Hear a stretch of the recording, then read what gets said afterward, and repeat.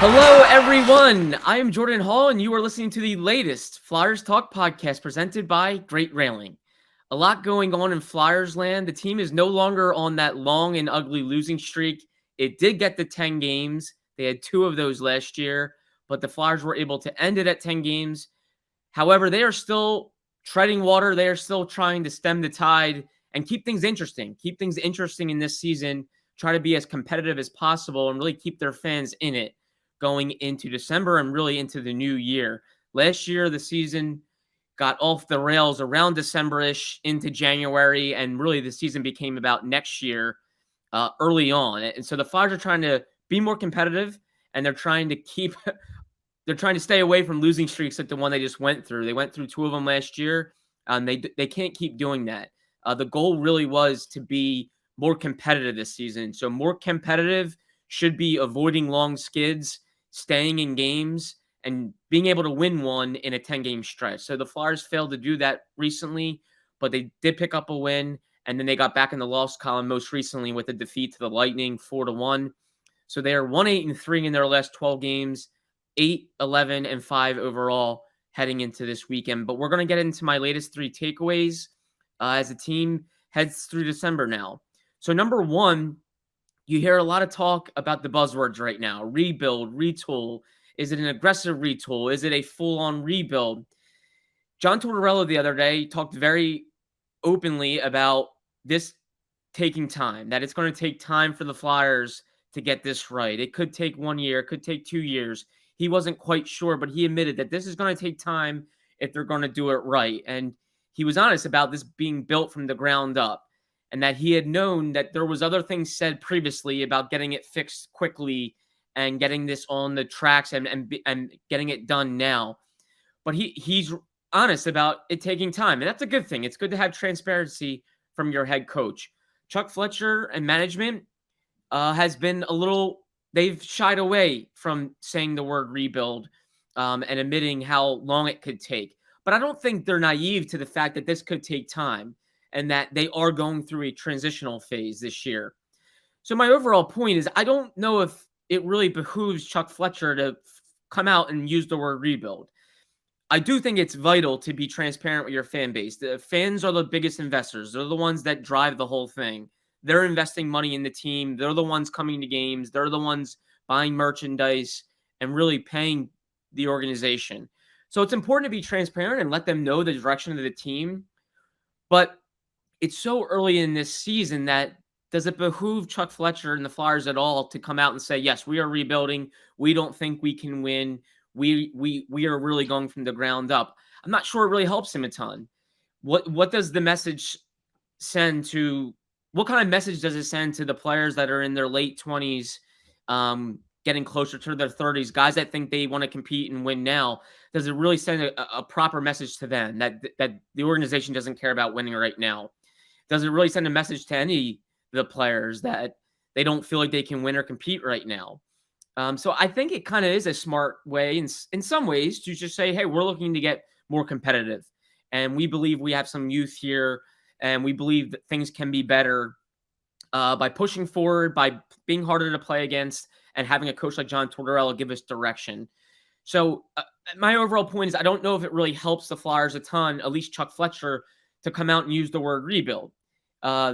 They might be doing that behind the scenes. Behind the scenes, they might be understanding that, yes, this is going to take time and we need to do it correctly and be patient and right. But does it help them a ton from sending the message to the roster, from maybe also come up to the trade deadline and free agency and the offseason ahead? Does it help them to admit that they are full on rebuilding?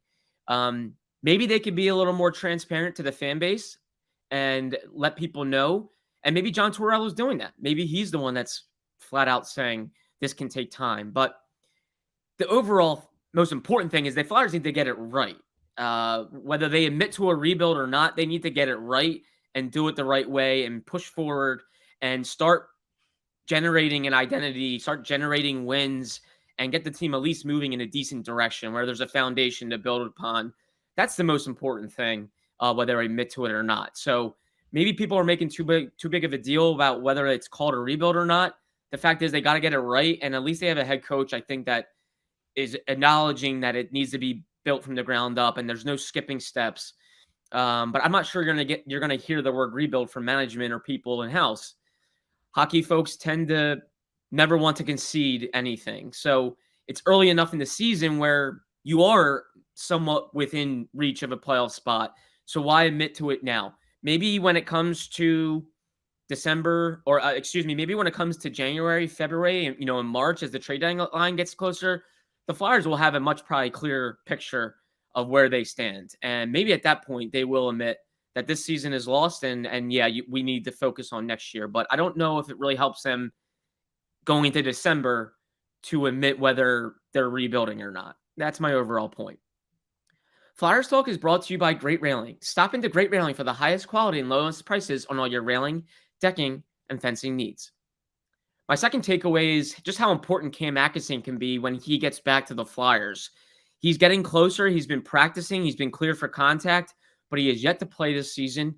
And the Flyers haven't really put a firm timeline on when he's going to return, but he believes it's going to be sooner rather than later. And why I think Atkinson can be so important is not only for his leadership and his kind of been around there, done that ability to get to help the Flyers in that way, but he can really give them a jolt from a goal scoring perspective. The team is not going to score a lot of goals this year, but the reason they could really use a goal and Atkinson is early in games when they're trying to establish and dictate pace. They're struggling to score goals. And if they can get a goal early and just play with a lead a little more often, they can maybe establish the tempo of the game and dictate play a little bit more. But when you struggle to score as badly as they are, you're in a dogfight where it's nothing, and you're putting so much pressure on your goalie and on the defensive play that you're just not establishing leads and really dictating tempo. Whereas Atkinson is a guy that's got a track record of scoring goals. He's done it 30 plus twice. He's always going to probably be a 20 to 30 goal scorer. Even at this point in his career where he's 33 years old, he's still a very good guy, goal scorer, a guy that can inject offense into your lineup. So that's why I think he could be so important, where he can just go out there and score a goal and at least get them a goal early in games where they can establish some tempo. They just don't have that right now, and it's forcing them to play behind and then chase games. And that like, you can't do that. As defensive as you want to be, you eventually need to score a goal. I think Atkinson could be so big for them if he eventually gets back, and it's looking like he's taking strides. He's practicing. He's clear for contact. And that's a real positive for the Flyers. Opioid addiction is a national public health crisis. The Someone You Know podcast from the Independence Blue Cross Foundation offers inspiring stories that challenge stigma, offer hope, and humanizes the disease of addiction. Download the new season 3 of Someone You Know on all major podcast platforms. And my third and final takeaway is Tortorella has a really tough task of balancing the defensive pairs, balancing youth with experience. The other day, he really wanted to get Igor Zamula in the lineup, 22-year-old prospect who's played only 23 career games, and he really wanted to see more youth on the back end. He thinks it's going to help them in the future, and that's the thing he has to balance is the long game with the present. Do the Flyers feel like they need to play a kid over an older vet who might not be here down the line? And that's a tough balance, but it's a good balance to have. The Flyers are not really hurt on the back end, so they have some good experience, and they have some vets that are healthy, and they also have some kids sort of knocking at the door. But it's a difficult balance because the Flyers still need to value winning. They still need to value trying to make strides and getting in the win column, building confidence within their roster, showing the fans they're at least trying to be more competitive, but also not disregarding the future. So you're going to have a guy like Igor Zamula. You're going to have a kid like Cam York eventually knocking on the door. So the Flyers are going to have to fight that balance of trying to go out and win that game that night, or also letting a young player maybe go through some growing pains in the lineup, like facing a talented, pedigree-laden Lightning team who's going to force a young defenseman into a mistake, but let that kid learn through it. So that's something to watch moving forward here, especially with Cam York playing well down in Lehigh Valley. He's eventually going to be needed, and he should eventually be up here playing. When that is, who knows? It could take time. They could want him to be playing with the Phantoms and just build confidence and continue to play. But eventually, the Flyers will need to have to make a decision on where this season is going. Are they competing for wins now, or are they playing for the future and wanting young kids to be in the lineup and gaining experience? So we'll see eventually where that is. Eventually, they're going to have to make decisions around the trade deadline once the winter kind of turns and you start getting really into that runway, that late runway this season where the Flyers need to understand where they are. But I don't think they're really at that phase yet. And I can't totally fault Chuck Fletcher for not at least thinking, hey, we can be competitive or at least be trying. It's December and the season isn't totally lost yet. I think there is an ability to be somewhat focused on winning games and seeing what they can make of the season. You can't just forfeit the season this early, especially if it hasn't totally gone off the rails yet. And you have a guy like John Tortorella who's going to make them competitive and want to make them competitive. And you have players in house that that are getting healthier, players in house that think they can be a part of this.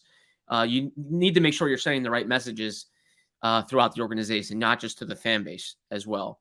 But that will be a big balance is on the back end, balancing vets with youth, a constant juggle for John Tortorella. So not an easy aspect of his job, but something he's going to have to do and he's open to doing. But a lot to come up here. The Flyers continue a 5-game homestand. They're 1-1-0 on this homestand. It doesn't get easier with teams like the Devils, the Capitals, and the Avalanche.